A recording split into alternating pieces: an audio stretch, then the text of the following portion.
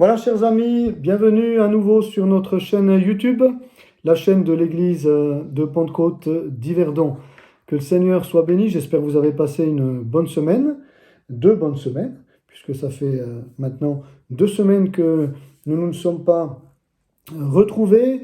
Alors, on vous remercie en tout cas de votre fidélité, aussi des vidéos que vous visionnez, des commentaires que vous pouvez mettre. Et puis, n'hésitez pas aussi et surtout à nous rejoindre si vous habitez la région ou Yverdon, à venir à l'église. Vous êtes les bienvenus le samedi ou le dimanche. Les premiers et derniers week-ends, c'est le samedi à 19h, le culte. Et puis sinon, c'est le dimanche à 10h. Puis en semaine, nous avons l'étude biblique à 20h le mardi et la prière le vendredi à 19h. Voilà. Un petit peu pour les infos, on a aussi un groupe de jeunes, une équipe d'évangélisation, voilà, une banque alimentaire, enfin comme dans chaque église, les activités habituelles. Mais vous êtes en tous les cas les bienvenus si vous voulez simplement assister ou pourquoi pas, si vous découvrez la foi, eh bien on serait heureux de vous accueillir, de vous visiter, puis d'aller avec vous de l'avant au nom de Jésus. Voilà, donc nous sommes en train d'étudier les ministères dons et nous avons vu le ministère de pasteur ces dernières semaines. Pasteur qui se dit poimen en grec, du verbe poimaino. Et donc ce nom veut dire plusieurs choses. Donc entre autres guider, nourrir, diriger, protéger, garder, présider. Voilà. Donc, la première caractéristique du pasteur, c'est que c'est un ministère don itinérant à la base, dans l'absolu. Il reste dans une église, mais il est appelé aussi à bouger comme les autres ministères. Deuxièmement, c'est un ministère polyvalent. Il exerce de multiples fonctions. Troisièmement, donc au niveau des caractéristiques, on a vu dans un troisième point les caractéristiques du pasteur. Donc, il nourrit le troupeau, c'est la caractéristique, je dirais, générale, la caractéristique qui émane le plus, comme cela. Donc il enseigne, il nourrit le troupeau, il le conduit, il le dirige, voilà, il préside également aux assemblées, etc. Et puis il protège, il garde aussi le troupeau. Je voudrais juste rajouter que si l'enseignement vient pour nous en tous les cas, vient en premier, c'est parce que de manière indirecte, cela est suggéré dans les épîtres. Parce que, comme on l'avait vu la dernière fois, ce que va faire le plus le pasteur, c'est de repousser les fausses doctrines, de reprendre les contradicteurs, de réprimander. C'est ce qui est le plus souligné dans les épîtres. Donc ça sous-entend qu'il y avait des fausses doctrines, des contes profanes, n'est-ce pas, etc. C'est ce que nous allons voir un petit peu plus loin. Donc maintenant, ça fait la transition pour cet autre point. Donc il préside. Le pasteur est quelqu'un qui préside, c'est ce que signifie entre autres aussi ce nom de poimen, poimaino, présider. Alors, il préside à quoi? J'ai relevé quelques aspects comme ça de ce service, de cette caractéristique qui est la sienne. Il préside donc bien déjà aux réunions, aux assemblées. On trouve dans Romains 12, 8 une exhortation de l'apôtre que celui qui préside le fasse avec zèle. Romains 12, 8, que celui qui préside le fasse avec zèle. Et comme ça fait partie de la caractéristique du pasteur, puisque le grec nous dit que c'est ce que ça veut dire aussi ce mot pasteur en grec, présider, eh bien donc il va présider les assemblées générales, les conseils spirituels, il va présider des réunions, il va présider donc toutes sortes de choses, et nous allons un petit peu rentrer dans le détail de ce qu'il préside concrètement. Alors, on voit dans 1 Timothée 1, 3 à 7 que la chose principale à laquelle, encore une fois, donc, le pasteur est appelé à présider, c'est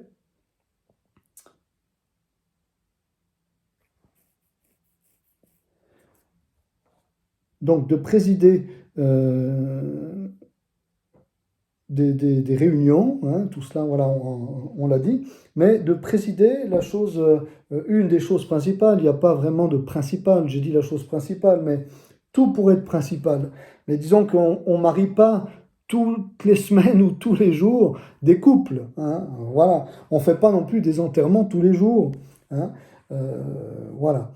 Mais par contre, assez régulièrement, eh bien, on peut être appelé à, en tout cas de manière plus régulière que ces choses que je viens de nommer, on va être amené, le pasteur va être amené à présider la reconnaissance, vous voyez, d'un don, d'un service pour un frère ou une sœur, hein.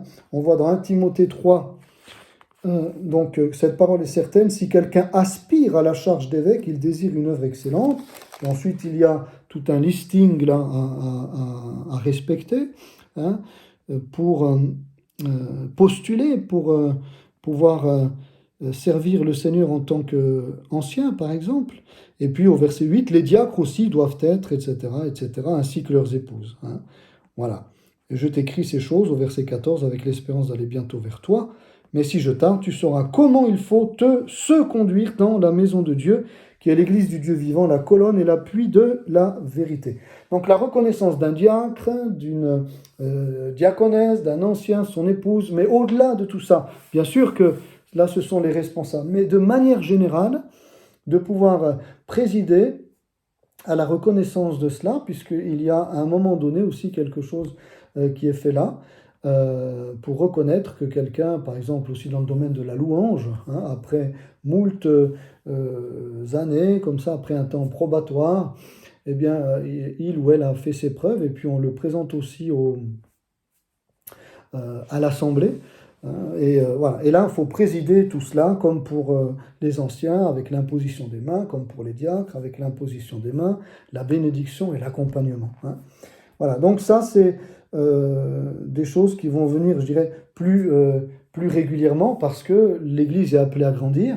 Et donc, c'est vrai que, et même si c'est pas la reconnaissance officielle immédiate, il y a une reconnaissance comme cela, eh bien, euh, voilà, indirecte, hein, une reconnaissance, parce qu'on voit que le frère, eh bien, euh, a fait confiance pour, je sais pas moi, pour aussi avec son épouse, pour le ménage à telle et telle personne, pour conduire les enfants, pour l'évangélisation, etc. Et puis, on voit que eh bien, des personnes émergent un petit peu, exercent tel et tel service dans l'Église. Alors on se dit, ah ben voilà, hein, de manière indirecte déjà, de manière sous-jacente, une reconnaissance eh bien, officielle apparemment est en train de se préparer. Et puis après, c'est fait bien sûr avec le conseil et puis avec bien sûr l'Église, hein, dans le cadre collégial. Voilà. Mais il y a aussi des mariages, bien sûr, qu'il va être amené à présider. 1 Timothée 5, 14. Hein, je veux donc que les jeunes se marient, hein, voilà, que les jeunes se marient. Donc, évidemment, il y avait des mariages. Alors, il fallait bien présider ces mariages. Et cela aussi, c'était une prérogative, pas que, hein, mais une prérogative du pasteur. Et encore aujourd'hui, je dirais, ça se prépare, hein, un mariage aussi avec le jeune couple avant le mariage, etc. On explique avec généralement aussi la femme du pasteur ou accompagnée d'un ancien ou de son épouse, etc. On est là pour eh bien, préparer ce mariage et puis après aussi pour les accompagner, hein, un certain temps. Voilà. Mais de manière concrète, je dirais, pour présider, eh bien, voilà, il y a tout un processus à faire, euh, une belle journée à préparer, et tout ça, ça demande quand même une certaine organisation, et c'est aussi le rôle du pasteur, eh bien, voilà, de se réjouir de ces beaux services, hein, de mariage, et de veiller à ce que l'organisation puisse être voilà, au point, que ce soit pour la louange, que ce soit pour l'accueil, que ce soit pour les repas, etc. C'est quand même son rôle un peu de superviser tout cela et de présider à cette organisation. Voilà, il y a aussi peut-être des moments un petit peu plus difficiles, dans des présidences un petit peu plus difficiles. 1 Timothée 5, 19, 20, ne reçoit point d'accusation contre un ancien, si ce n'est sur la déposition de 2 ou de 3 témoins. Ceux qui pêchent, reprends-les devant tous, afin que les autres aussi éprouvent de la crainte. Donc ici, il y a plusieurs anciens, et puis apparemment, ici, Paul sous-entend qu'il a pu y avoir un ancien, par exemple, qui a fait preuve voilà, je sais pas, de rébellion ou d'un péché quelconque dans lequel il est tombé. Et puis, s'il doit le reprendre, c'est que ça n'a pas fonctionné déjà dans un premier temps. Il n'a pas écouté. Donc, on a affaire ici, en l'occurrence, par exemple, à un ancien, un diacre, peu importe, à un homme, une femme, un frère, une sœur de l'Église, en tous les cas, qui fait preuve de rébellion. Et donc là, il y a un huis clos. Le pasteur aussi doit présider ce huis clos avec le conseil et puis gérer ce huis clos pour que cette rébellion ne cause pas justement...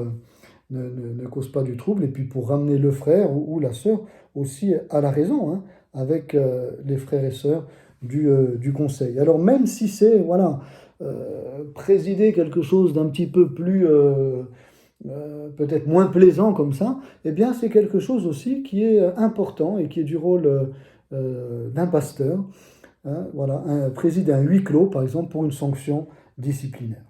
Aussi, autre chose, 1 Timothée 5, verset 1, ne réprimande pas rudement le vieillard. 1 Timothée 4, 7, repousse les contes profanes de vieilles femmes. Donc on voit qu'il y avait effectivement dans l'Église des personnes âgées, hommes et femmes. Donc ça sous-entend que un jour, et bien évidemment, ces hommes et ces femmes allaient mourir. Donc organiser aussi les funérailles, présider aux funérailles. C'est important que le pasteur soit là. Moi je me souviens d'un enterrement que j'ai dû faire, et puis la sœur, n'est-ce pas, c'était la femme d'un pasteur, tenait absolument à ce que je sois là. Donc, bon, il était parti, le frère, serviteur de Dieu, était parti pendant que j'étais en congé, et puis elle avait réussi malgré tout, comme ça, la sœur, à me joindre, et puis quand elle tenait absolument à ce que je préside les funérailles, quoi. Et ça s'est fait comme cela, et on a vraiment eu un temps aussi de bénédiction, on a pu consoler la famille et puis préparer ces choses-là. Eh bien, cela aussi, c'est le rôle du pasteur de le faire bien, de le faire de tout son cœur et de présider aussi à des funérailles avec la grâce de Dieu.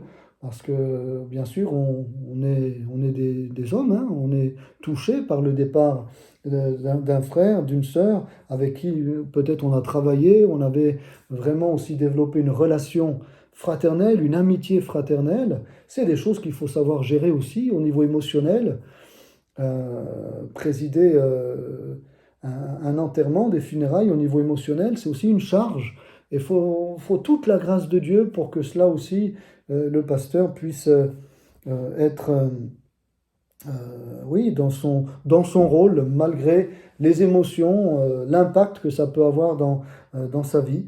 Et donc, il y a ouais, vraiment la grâce de Dieu qui accompagne le pasteur aussi pour présider à ces moments-là, pour être avec la famille, pour diriger et préparer tout cela, afin que vraiment le départ soit vécu du mieux possible par la famille, mais aussi pour que ce soit un témoignage dans l'Église, qu'on ne laisse pas les personnes se débrouiller avec leur deuil, mais que le pasteur est là aussi, fait preuve de compassion et d'organisation pour des moments aussi difficiles, tristes, même si bien sûr, quand on part dans le Seigneur, voilà, on sait que la personne est auprès du Seigneur, mais quand même, nous restons humains et ce détachement, ce manque sera là, et le Seigneur donc donne sa grâce aussi pour présider à ces moments, ces transitions, pas toujours faciles, mais avec la grâce de Dieu, le pasteur peut y parvenir. Alléluia.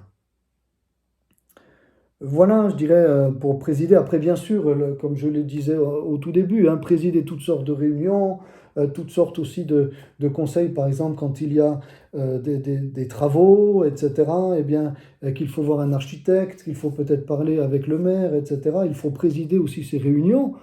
Comme nous, ici aussi, on a eu à refaire des travaux, donc le propriétaire est venu, il fallait présider un petit peu ces moments aussi.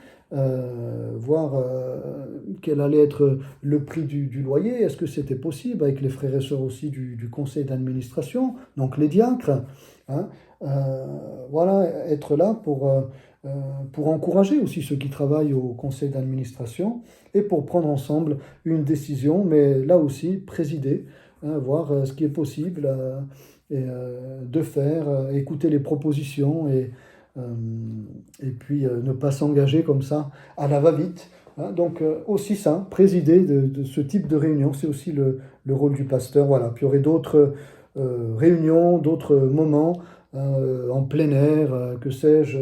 L'Église fait aussi une campagne d'évangélisation. C'est pas obligé que le pasteur soit toujours là pour présider, mais il peut aussi, dans une campagne d'évangélisation, présider la réunion et puis laisser la place à un frère ou une sœur pour conduire ce temps d'évangélisation. Vous voyez donc de multiples réunions, de multiples rassemblements, hein, de multiples occasions dans lesquelles le pasteur est appelé à présider. Et puis je termine avec cet aspect aussi de veiller, de garder, de protéger le troupeau. Et là encore, comme je le disais tout à l'heure, eh bien, revient comme cela à la première place, n'est-ce pas, de ces différents points sur lesquels le pasteur est appelé à veiller sur le troupeau, revient encore en post-position, en première position, hein, en pole position, comme on dirait en Formule 1, eh bien revient toujours cette histoire de faux docteurs. Cette histoire de ces hommes et de ces femmes qui sèment le trouble dans les églises à cause des fausses doctrines. Donc je ne vais pas y revenir, je vous avais cité tous ces textes déjà, hein, mais simplement 1 Timothée 1, 3 à 7, 1 Timothée 1, 3 à 7. Je te rappelle l'exhortation que je t'adressais à mon départ pour la Macédoine, lorsque je t'engageais à rester à Éphèse, afin de recommander à certaines personnes de ne pas enseigner d'autres doctrines et de ne pas s'attacher à des fables et des généalogies sans fin, qui produisent des discussions plutôt qu'elles n'avancent l'œuvre de Dieu dans la foi. Le but de cette recommandation, c'est un amour venant d'un cœur pur, d'une bonne conscience et d'une foi sincère. Quelques-uns s'étant détournés de ces choses, se sont égarés dans de vains discours, ils veulent être docteurs de la loi et ils ne comprennent ni ce qu'ils disent, ni ce qu'ils affirment. Donc, veillez ici sur ces faux docteurs qui peuvent perturber le troupeau, et c'est ce qui revient le plus. Donc, je le répète, je ne vais pas relever tous les textes parce qu'ils sont très nombreux, et c'est ce qui revient le plus au niveau du danger. Ce à quoi le pasteur doit le plus veiller, d'après ce que nous disent les textes, déjà à l'époque, hein, pourtant ici nous sommes autour de 64 après Jésus-Christ, l'église venait de naître, vous voyez, les églises locales étaient toutes fraîches, toutes neuves, j'ai envie de dire. Hein. Voilà, c'était le tout début, quoi. Hein. Voilà, la fin du premier siècle. Eh bien déjà, il y avait des faux docteurs, des personnes qui racontaient toutes sortes d'erreurs doctrinales et qui déstabilisaient, donc qui mettaient en péril l'unité de l'Église et aussi la saine doctrine. Donc ça, c'est le rôle du pasteur, de protéger l'Église de ces faux docteurs. Et peut-être, j'invite aussi chaque pasteur, je sais que vous le faites, mais je m'invite moi-même, hein, mais faisons attention à qui nous invitons, de vraiment prendre les renseignements, n'est-ce pas? Voilà, parce que pour ne pas eh bien, le faire, parfois certains s'en sont mordus les doigts. Je me souviens d'un exemple comme ceci dans une certaine région de France où le pasteur avait invité un prophète, et je mets vraiment de gros guillemets, et puis cet homme était venu en disant, voilà, le pasteur maintenant, Dieu me dit que ce n'est pas le pasteur que vous avez là, mais c'est cet homme-là qui est dans les bancs. Et puis il avait repéré donc apparemment un rebelle, hein, je ne sais pas comment il avait fait, mais certainement, vous savez, les faux prophètes, ils ont un œil aiguisé pour repérer ce qui leur ressemble. Et donc il avait dû le repérer rapidement, et voilà, et devant tout le monde comme ça, hein, cet homme avait déstabilisé l'Église qui s'était vraiment disloquée, quoi, hein, qui s'était vraiment divisée suite à la venue de ce prophète. Donc veillez, nous devons vraiment veiller à qui nous invitons. Voilà, que nous connaissons cette personne, qu'elle ne raconte pas n'importe quoi, qu'elle ne vient pas pour se glorifier, pour chercher de l'argent, pour se faire un nom, pour prendre la place du pasteur, ou pour, je ne sais pas moi, hein, pour avoir des vues quelconques qui ne sont pas à la gloire de Dieu. Eh bien, nous devons veiller parce que ces gens-là existent encore aujourd'hui. Hein. Voilà, donc la chose primordiale, veiller sur les faux docteurs, sur les hommes et les femmes qui causent des divisions, du trouble dans les églises. Eh bien, c'est vraiment le rôle du pasteur d'être vigilant, de ne pas se laisser embarquer par un certain sentimentalisme ou une certaine timidité, etc. Mais vraiment, comme Paul le disait à Tite, de faire preuve aussi d'autorité quand il le faut, eh bien, pour protéger le troupeau du Seigneur, comme un berger le fait avec des bêtes sauvages, puisque c'est la métaphore qui est souvent euh, mise en, mise en avant dans la parole de Dieu.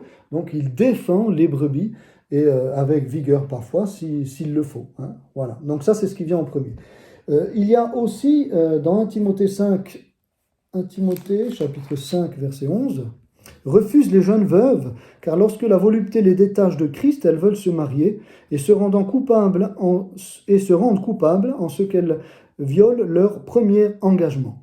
Après cela, avec cela, étant oisives, elles apprennent à aller de maison en maison, et non seulement elles sont oisives, mais encore causeuses et intrigantes, disant ce qu'il ne faut pas dire. Je veux donc que les jeunes se marient, qu'elles aient des enfants, qu'elles dirigent leur maison, qu'elles ne donnent à l'adversaire aucune occasion de médire, car déjà, quelques-unes se sont détournées pour suivre Satan. Et ça rigole pas, Paul, il est clair et net. Vous voyez, aujourd'hui, des fois, on essaye d'arrondir les coins, etc., mais Paul est clair et net.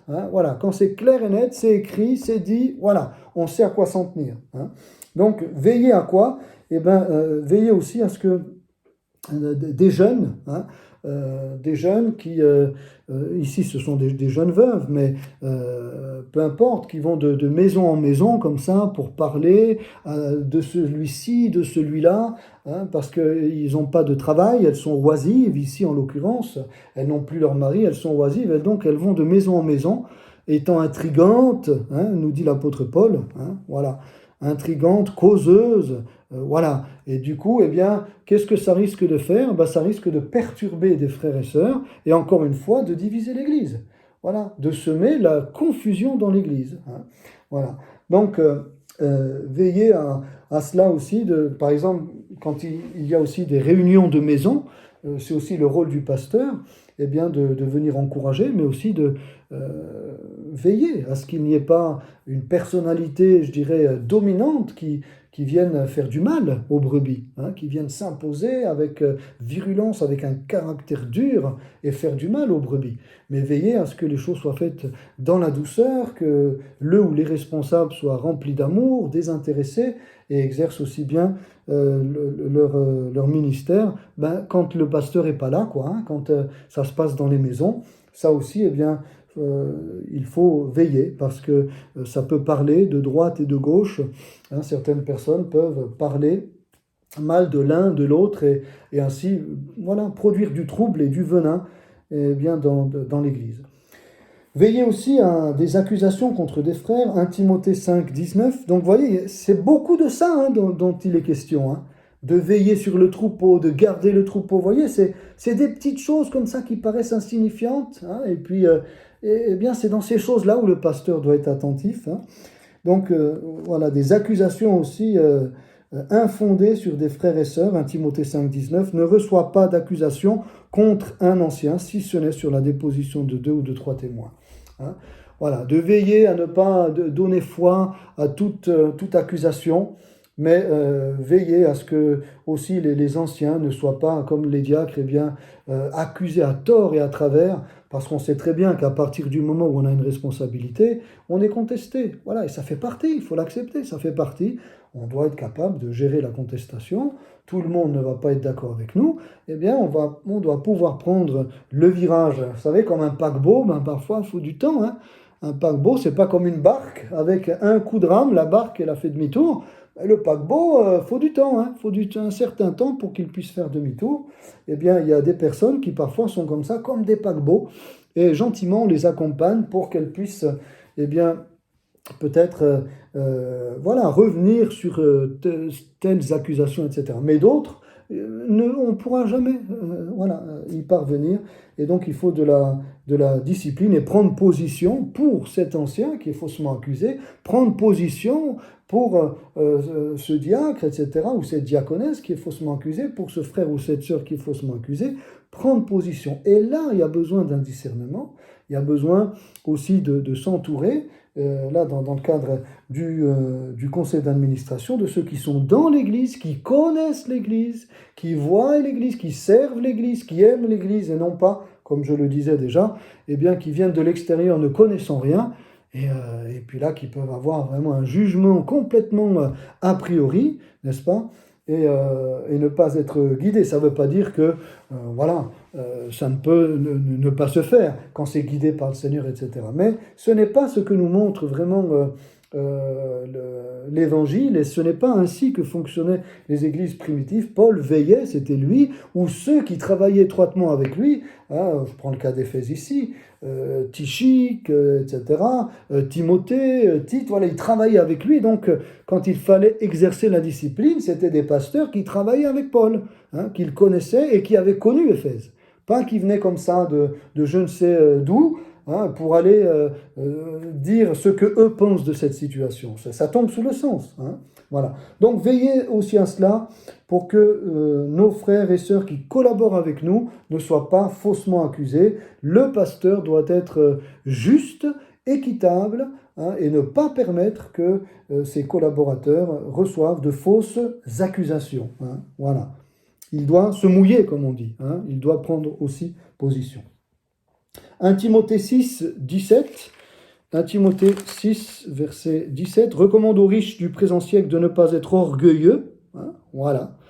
Verset 18, recommande-leur de faire du bien, hein, voilà, et de s'amasser pour l'avenir un trésor placé sur un fondement solide afin de saisir la vie éternelle. Hein. Donc faire attention aussi à... Des fois, ça peut arriver qu'il y a des personnes qui ont de l'argent dans l'église, ils se sont convertis, pas de problème, mais ce sont des riches, ils ont de l'argent, et peut-être sans s'en rendre compte, hein, ils pensent qu'avec leur argent, ils peuvent s'imposer. Hein, ils ont un certain droit parce qu'ils sont riches. Hein, voilà, ils ont un certain droit de décision, un certain pouvoir de décision dans l'église. Veillez à cela, c'est pas du tout cela. Hein. La Bible nous montre que ceux qui doivent exercer des fonctions de direction et de gestion dans l'Église, il y a des critères, et ce sont des critères spirituels. Il n'est nullement question d'argent. Hein. Et là aussi, avec un petit peu de recul, maintenant 24 ans dans le ministère, c'est pas beaucoup, mais un petit peu quand même, hein, eh bien, dans ces 24 années de service, on a pu constater aussi dans des églises, effectivement, que ce que dit la Bible est vrai. Certains riches aussi ont semé la confusion, la pagaille, croyant qu'ils pouvaient acheter le pasteur, hein, acheter des droits de diriger, acheter une certaine notoriété, etc., avec leur argent. Hein. On l'a vécu, ça, on l'a vu. Et c'est pas facile à gérer, mais il faut le gérer. Voilà, faut le gérer. Et le Seigneur donne aussi l'autorité quand il le faut, parce que souvent ce sont des tempéraments forts. Et puis, comme ils ont de l'argent, eh bien, ils en imposent, comme on dit. Eh bien, voilà, là, dans l'Église, on n'est pas dans le monde. On ne dirige pas l'Église comme un chef d'entreprise dirige une entreprise. Ça se passe spirituellement, ça se passe avec amour, avec discernement, avec patience.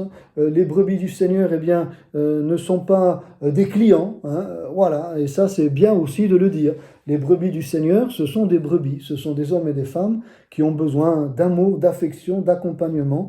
Et cela, c'est très très important que le pasteur donc, ne laisse pas faire des riches, hein, pour s'imposer aussi dans l'Église, parce qu'ils en estiment avoir le droit de par leur travail, ou que sais-je, hein, leur notoriété ou leur richesse.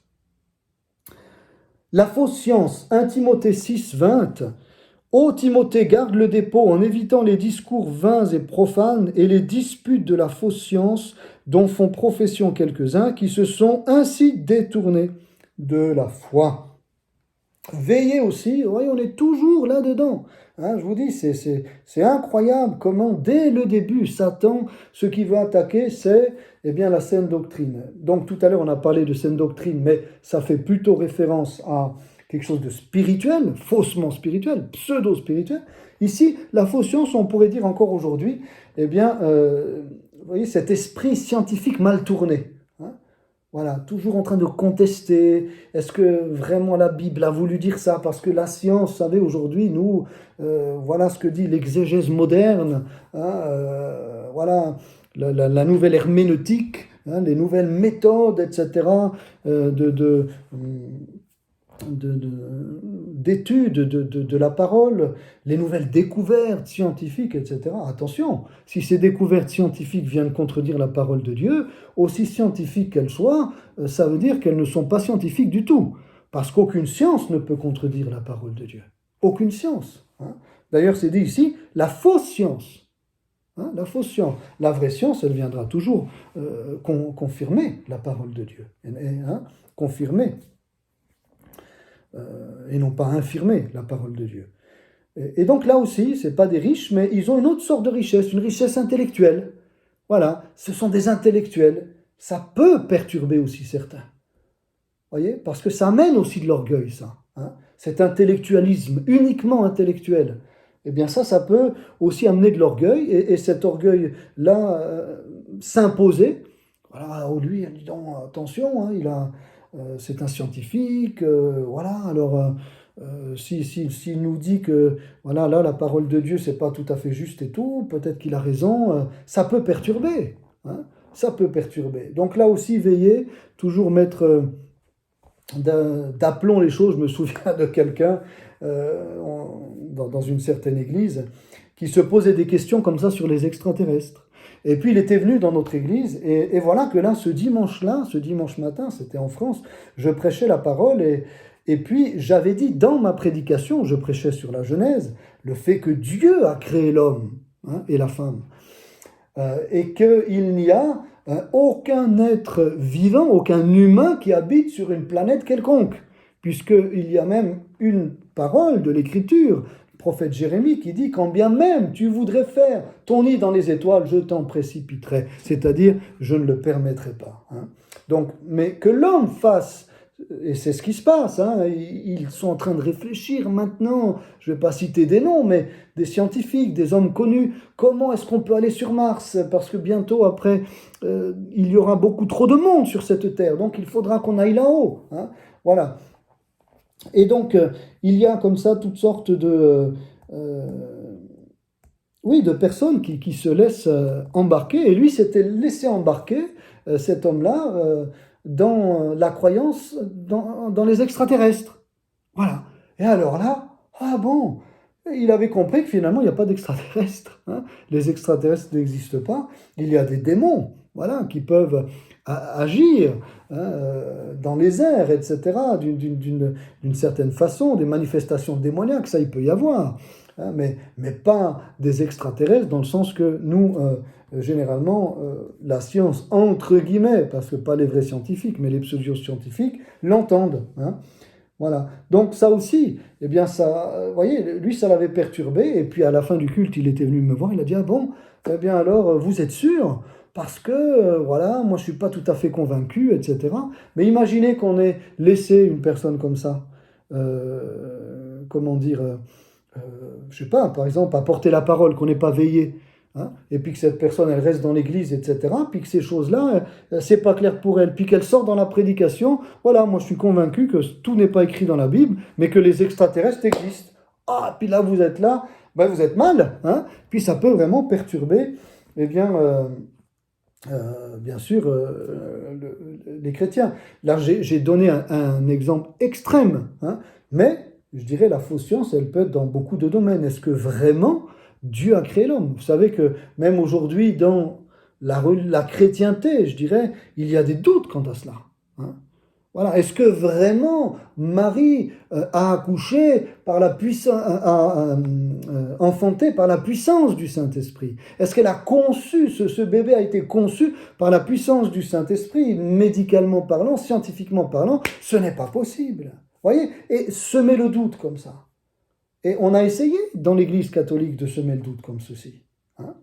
On a attaqué ce fondement de la foi chrétienne, etc., etc.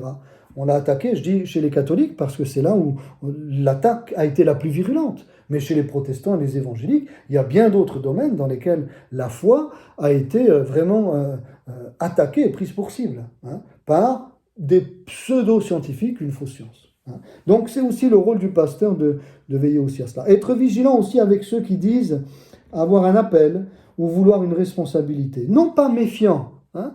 Faut bien faire la différence. La méfiance n'est pas dans l'amour, mais la vigilance fait partie de ce que nous dit la parole de Dieu. Regardez ici dans 1 Timothée 5, verset 22, « N'impose les mains à personne avec précipitation. » Ici, il ne s'agit pas de guérir les gens. Imposer les mains, dans le contexte ici, imposer les mains avec précipitation, c'est se précipiter pour reconnaître quelqu'un dans sa charge, d'ancien, de diacre, de louangeur, de responsable de tel dicastère dans l'Église ou tel autre, etc. C'est reconnaître quelqu'un dans un service, un ministère dans l'Église. N'y va pas avec précipitation, ne le fais pas avec précipitation. Donc ça veut dire, sois vigilant. Comme il est dit, par exemple, qu'on les éprouve d'abord, 1 Timothée 3,10 pour les diacres, c'est valable pour tous les ministères, pour tous les services qu'on va manifester dans l'Église. Qu'on les éprouve d'abord et qu'ils exercent ensuite leur ministère s'ils sont sans reproche. Vous voyez? Donc il y a une sagesse, il y a certaines façons de faire, on ne fait pas ce qu'on veut dans l'Église, on veut pas où on veut pas aller comme ça n'importe où on veut. Non. Les choses se font dans un cadre qui est celui de l'église locale, hein, là où on travaille, en responsabilité, en collaboration les uns avec les autres, en soumission les uns avec les autres. C'est comme ça que, eh bien, on doit être vigilant. Hein, quelqu'un veut une responsabilité, pas de problème, gloire à Dieu. On a besoin de bras, on a besoin de personnes qui nous aident à servir Dieu dans telle et telle tâche, qui vont la faire même mieux que nous, pas de problème. Mais d'être vigilant, de ne pas aller trop vite, hein, si c'est quelqu'un qui est fraîchement converti, ou si c'est quelqu'un même qui est converti de longue date, eh bien peut-être là qui est en train de se monter quelque chose dans sa tête, qu'il n'a pas reçu, et que Dieu lui a plutôt donné peut-être quelque chose de plus humble, ou pas, peu importe, mais là, ce à quoi il aspire, c'est pas forcément eh bien, ce à quoi le Seigneur l'appellerait. Hein, mais lui, il s'emballe parce qu'il a peut-être idéalisé ce service ou ce ministère. Voilà. Donc là aussi, c'est le rôle du berger de prendre le temps, de parler, expliquer. Et c'est pas toujours facile, hein, parce qu'on sait très bien que quand quelqu'un s'est mis quelque chose en tête, des fois c'est vraiment difficile de lui faire recouvrer la raison. Mais avec du temps, avec de la patience, avec de la prière, ceux qui sont vraiment des enfants de Dieu, il n'y a pas de problème, ils comprennent. Ceux qui ne sont pas des enfants de Dieu, alors avec eux, bien sûr, il y a d'autres dispositions à prendre. Mais en tous les cas, là aussi, et puis pour la personne aussi, ne pas aller trop vite parce qu'on les expose. Comme c'est dit d'ailleurs ici, il ne faut pas qu'il soit un nouveau converti, de peur qu'enflé d'orgueil, il ne tombe sous le jugement du diable. Il faut aussi qu'il reçoive un bon témoignage de ceux du dehors afin de ne pas tomber dans l'opprobre et dans les pièges du diable. Ça ne rigole pas, la discipline.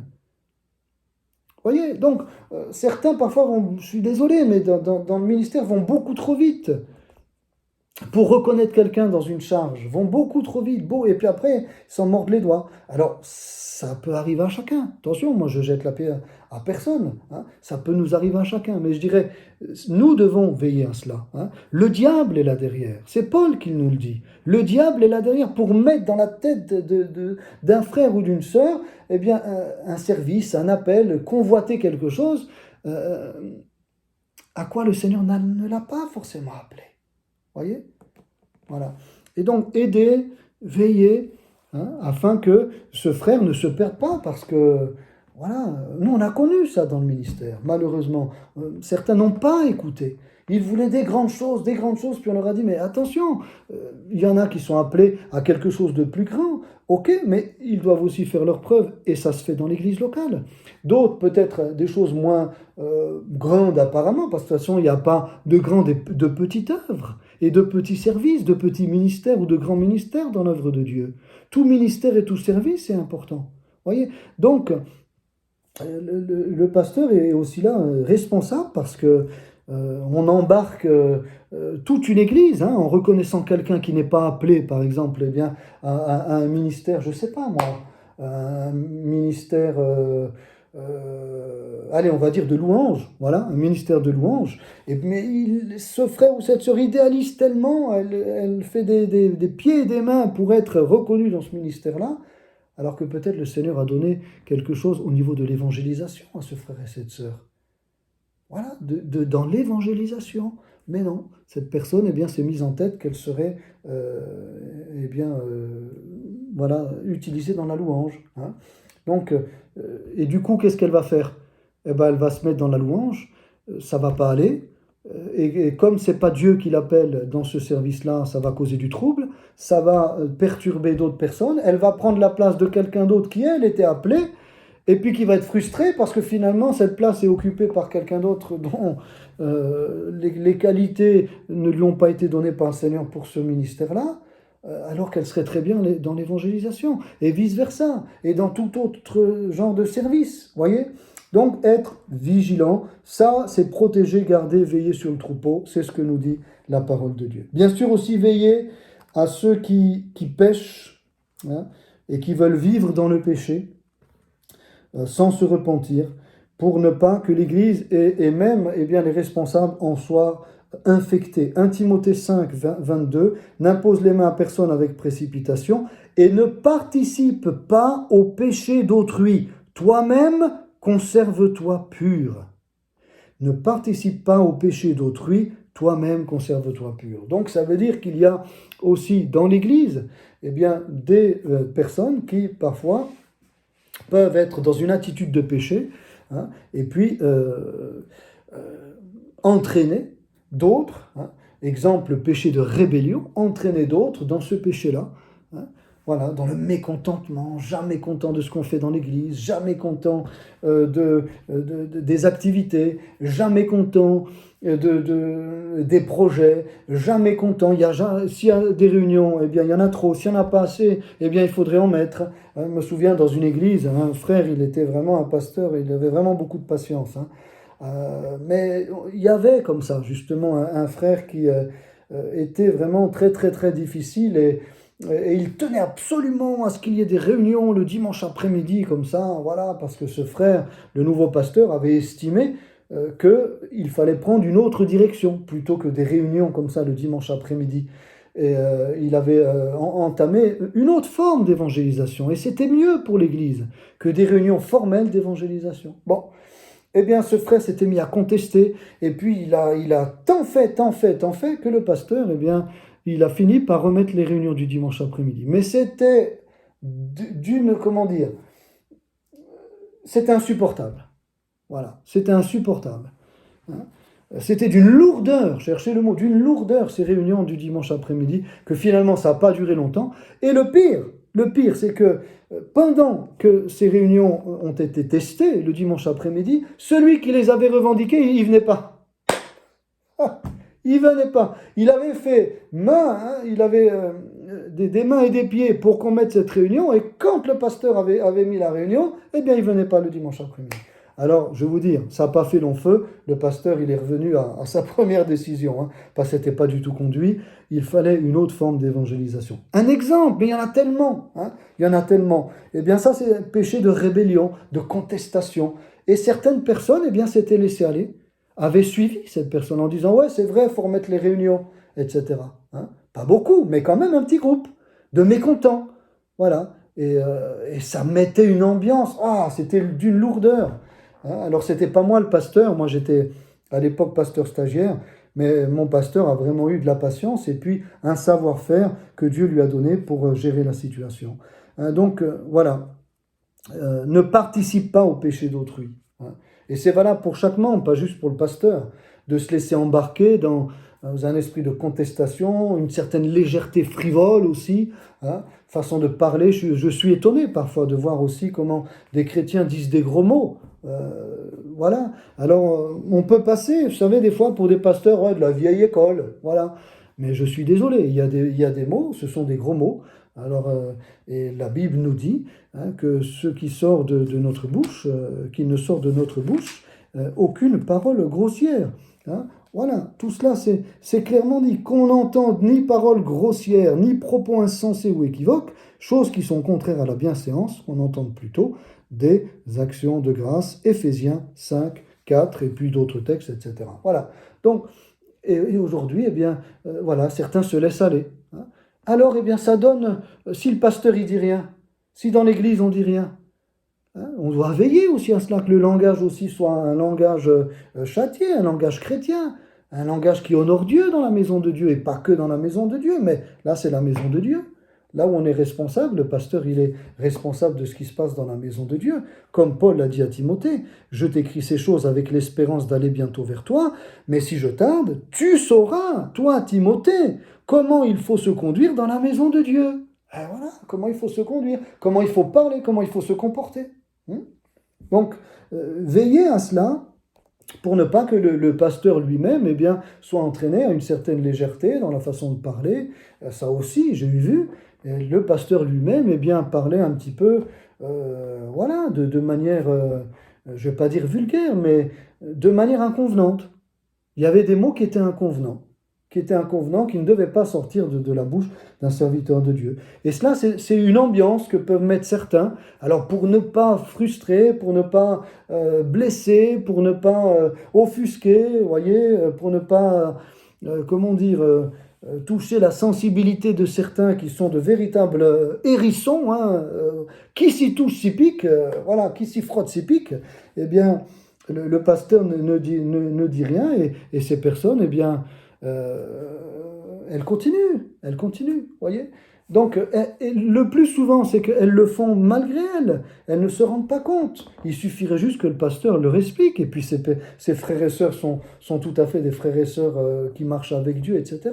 Mais c'est aussi ça le rôle du pasteur, de veiller à ce que dans la maison de Dieu, on ne parle pas de n'importe quoi, n'importe comment, etc.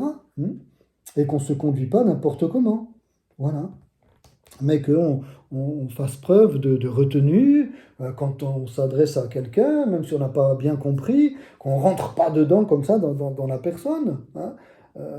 Voilà, qu'on ne force pas eh bien, quelqu'un à épouser notre avis si sur des sujets tout à fait secondaires, peut-être la personne a un autre point de vue. Gloire à Dieu, alléluia. Ça ne touche pas les bases fondamentales, sur des points secondaires. Hein. Voilà. Eh bien, sur ces choses-là, veillez à ce qu'il n'y ait pas des tempéraments dominateurs, trop susceptibles, hein, et qui mettent une mauvaise ambiance. Voilà, donc là aussi, il faut reprendre ou expliquer. Hein, pas forcément reprendre dans un premier temps, mais expliquer, voilà, est-ce que tu sais ce que veut dire ce mot? Voilà, est-ce que tu penses que c'est juste? Est-ce que ça sort de la bouche d'un chrétien? Est-ce que tu penses aussi que de partir au quart de tour, c'est glorifier Dieu dans l'Église? Est-ce que tu penses aussi que d'être hyper susceptible comme ça, eh bien c'est à la gloire de Dieu? Et que tu interprètes bien ce que ton frère a voulu dire. Tu ne penses pas que tu peux demander au frère, qu'est-ce que tu as voulu dire? Tu peux me réexpliquer, j'ai pas bien compris. Tu ne penses pas que c'est mieux comme ça de demander à ton frère de s'expliquer à nouveau, plutôt que, voilà, partir comme ça au quart de tour et finalement, voilà, faire voler aux éclats, peut-être même une belle amitié qui a là, une belle entente entre frères et sœurs. Vous voyez, donc, ça, c'est vraiment le rôle du pasteur. Je ne dis pas que c'est facile, hein, attention, voilà. Hein, mais c'est ce à quoi le Seigneur nous exhorte. Voilà. Hein. Et puis, bon, il y aurait encore d'autres choses, simplement au niveau aussi de la pratique de la foi. Tite 3,14. Tite 3,14. Il y a d'autres choses, mais aussi veiller à ce que il y ait de la pratique, quoi. Hein, que dans l'Église, on ne soit pas juste des personnes voilà, qui ont à la bouche la parole de Dieu, mais des personnes qui vivent la parole. Veillez aussi à cela. Hein. C'est aussi conserver l'unité du troupeau. Tite 3,14. Il faut que les nôtres aussi apprennent à pratiquer de bonnes œuvres pour subvenir aux besoins pressants, afin qu'ils ne soient pas sans produire de fruits. Voyez ? Voilà. Cette parole est certaine et je veux que tu affirmes ces choses afin que ceux qui ont cru en Dieu s'appliquent à pratiquer de bonnes œuvres. Voilà ce qui est bon et utile aux hommes. Donc pas juste, évite les discussions folles, les généalogies, les querelles, les disputes relatives à la loi, elles sont inutiles et vaines. Hein, voilà. Donc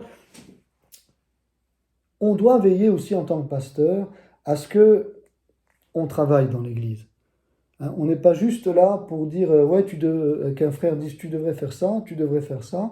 Hein, il y a des frères parfois qui sont des spécialistes pour ça, hein, des chefs chantiers euh, en, en puissance. Hein.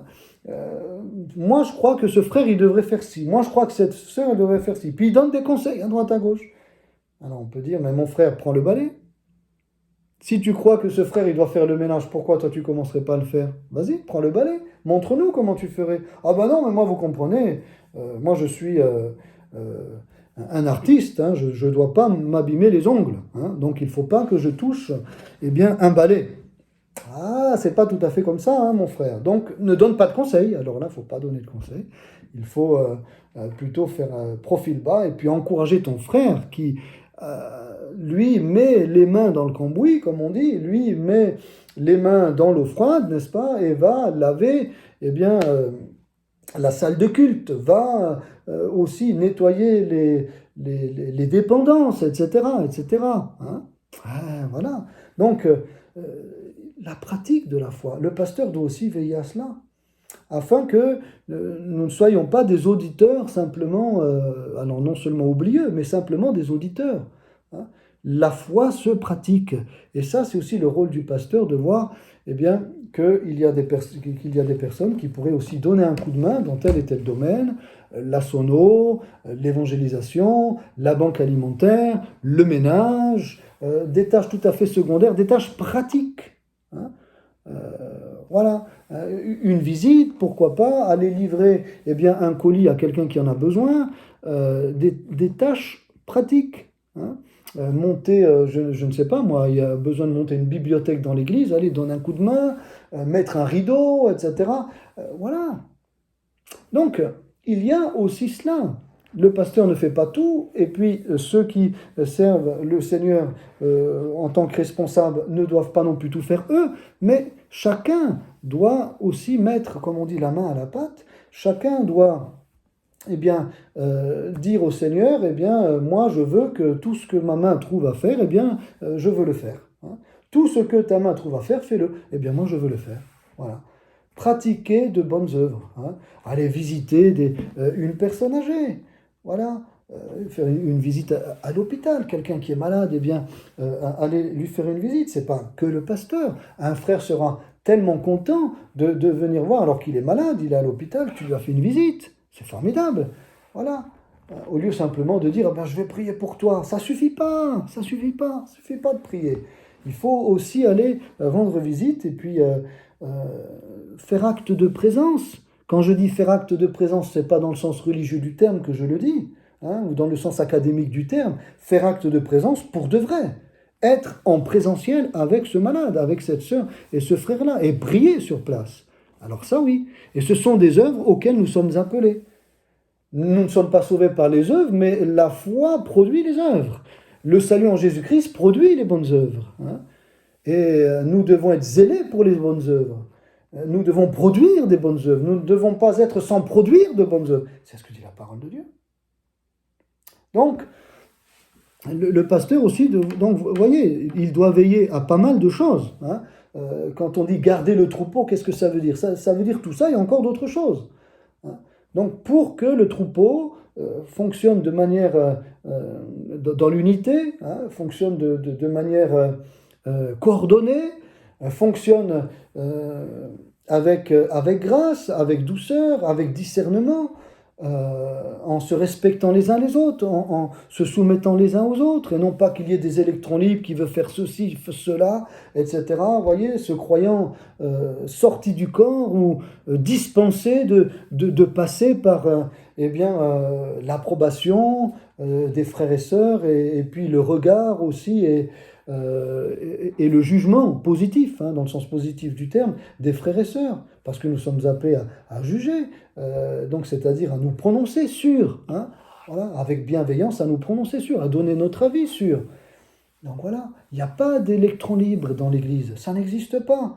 Comment voulez-vous qu'un corps, vous voyez, on a des doigts, on a des mains, on a des doigts, on a des membres.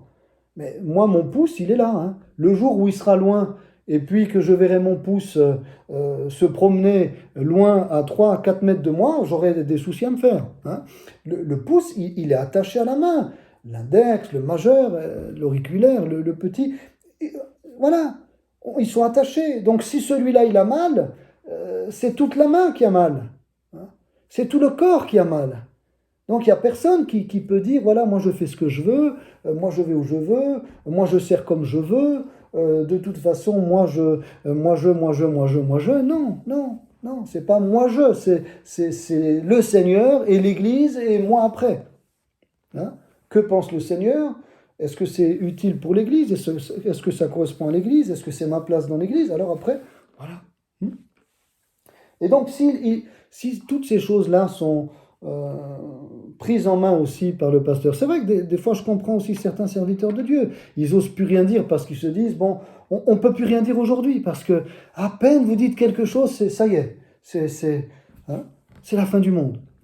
Alors, voilà, je sais que parfois on a pu avoir des expériences négatives, mais il faut les surpasser.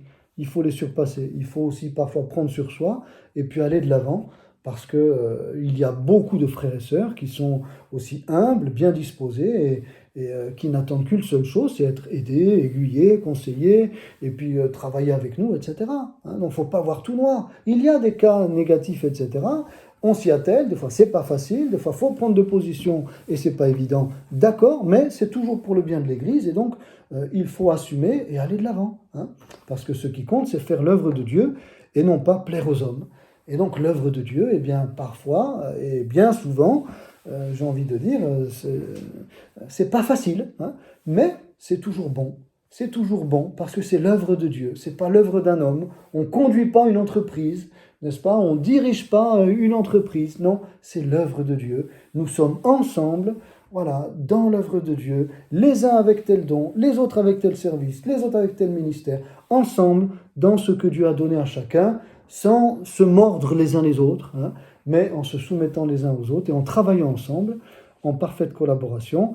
On va dire, ça c'est la vue idéaliste, pasteur. Eh bien oui, bien c'est cette vue-là vers laquelle nous devons tendre, puisque ce sont les principes bibliques. Et si Dieu nous les a donnés, nous devons tendre à cela avec sa grâce, en demandant son soutien et son aide, en dépassant les frustrations, les mauvaises expériences, les blessures du passé, etc., avec la grâce de Dieu, se pardonnant réciproquement et en allant de l'avant. Voilà. Nul n'est parfait, nul n'est irréprochable, nul n'est irrépréhensible. Nous voulons tous faire l'œuvre de Dieu. Et comme, je terminerai avec cette parole, comme Paul le disait aux Corinthiens, hein, nous perfectionnons, eh bien, toujours plus, eh bien, pour faire l'œuvre de Dieu du mieux que l'on peut, hein.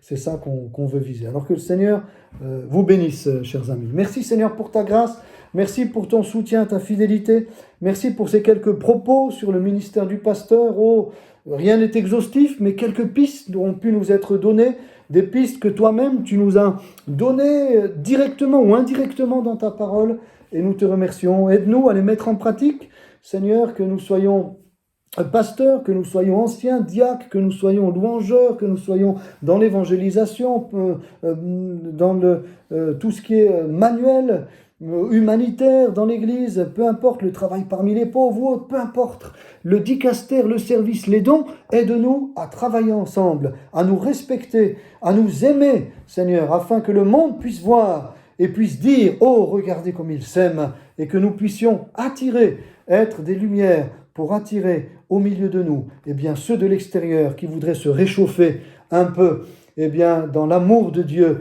qui se voit, qui se sent au travers des églises locales. Aide-nous, Seigneur, pardonne-nous nos défauts, pardonne-nous encore nos manquements, pardonne-nous, Seigneur, encore, eh bien, parfois, les choses qui ont besoin d'être comblées, mais viens à notre secours. Aide-nous, nous voulons faire ton œuvre, nous voulons aller de l'avant, nous voulons t'aimer, nous voulons aimer notre prochain, nous voulons aimer nos frères et sœurs. Aide-nous à aller de l'avant avec ta grâce et merci parce que l'Église est belle, merci parce que l'Église est belle, merci parce que ta fiancée, Seigneur, eh bien, elle est elle est pure, elle est sans tache.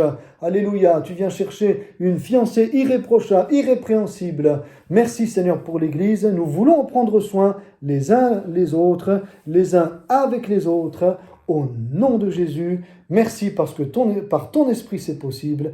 Merci Jésus. Amen, amen, amen. Alléluia. Gloire à Dieu. Frères et sœurs, j'espère que ces vidéos vous aideront, alléluia, à étudier, à aller un petit peu plus loin, et puis surtout à mettre en pratique ce qui est dit là. Que Dieu bénisse tous les pasteurs, tous les anciens, les diacres, tous ceux qui servent d'une manière ou d'une autre dans l'Église, chaque enfant de Dieu, avec les dons et les talents que Dieu t'a donnés, que Dieu vous bénisse tous, et Dieu voulant, à la semaine prochaine, on verra donc le dernier ministère don, que nous verrons, le 5e, le ministère d'enseignant, le ministère de docteur. D'ici là, portez-vous bien, shalom, bonne semaine.